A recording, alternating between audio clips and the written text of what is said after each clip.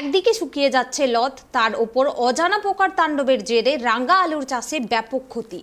পোকার তাণ্ডবে রাতের ঘুম ছুটেছে এলাকার চাষিদের, আর এর জেরেই মাথায় হাত পড়েছে বাঁকুড়ার কোতলপুরের কৃষকদের।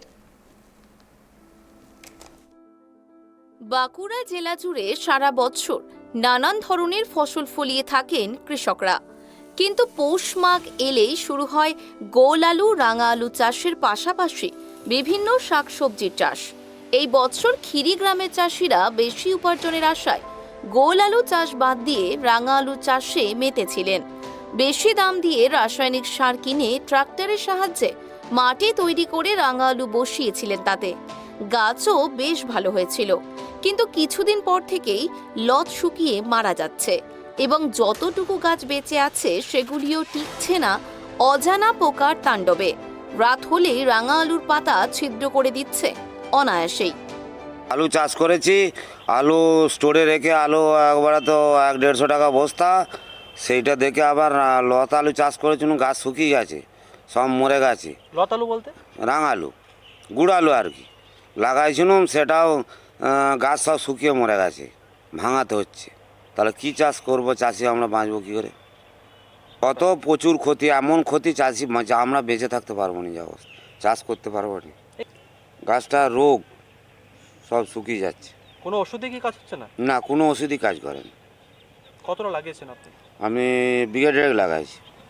রাঙালু মোটামুটি হয়েছে, কোথাও জমিতে কোনো কোনো জমিতে ধাসায় মরে গেছে, সেগুলো পোট দেওয়া হয়েছে, তাতে ফল ভালো হবে না। যে পোট দেওয়া হয়েছে তাতে কি সে আগের মতন কি হবে? না না, আগের মতো হবে না, ফলন কম হবে। কতটা ক্ষতি হবে? তা 60% তো ক্ষতি হবে, কোনোটা হাফ হবে, হাফ হয়ে গেছে একটা জমিতে। আপনারা তো কৃষক, আপনাদের কতটা সমস্যা হবে এতে করে? এতে ক্ষতির সম্মুখীন তো হতে হবে, খরচা উঠবে না, হাফ হয়ে গেলে তার খরচা উঠবে, লস হবে।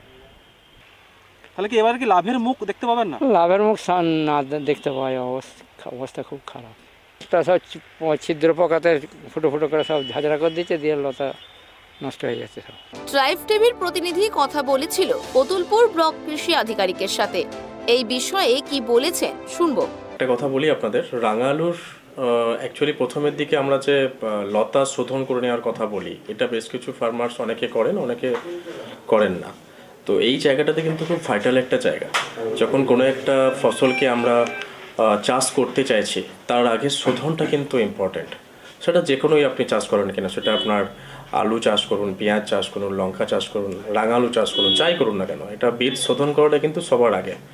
তো এই জায়গাটার ক্ষেত্রে কিন্তু প্রথমের দিকে ফার্মার্সরা একটুখানি মার খান। আমরা বিভিন্ন ট্রেনিং প্রোগ্রাম, বিভিন্ন অ্যাওয়ারনেস ক্যাম্পে আমরা বারবার বলে থাকি ওনাদের যে যাতে করে আপনারা যে কোনো চাষ করবেন তাতে করে বীজটা যাতে শোধন করা যায়। অনেক সিড ট্রিটমেন্ট কেমিক্যালস আছে যেগুলো দিয়ে বীজ শোধন করা যায় অতি সহজে, এবং কৃষকদের হাতের কাছে সেগুলো সহজলভ্য, সেগুলো পেয়েও যান ওনারা। তো আমরা করছি, তার মধ্যে অনেকে করছেন। আগামী দিনে দেখা যাবে, আমরাও আশাবাদী যাতে করে এটা আরও বাড়ে। এই পোকার তাণ্ডবে রাতের ঘুম ছুটেছে এলাকার চাষিদের।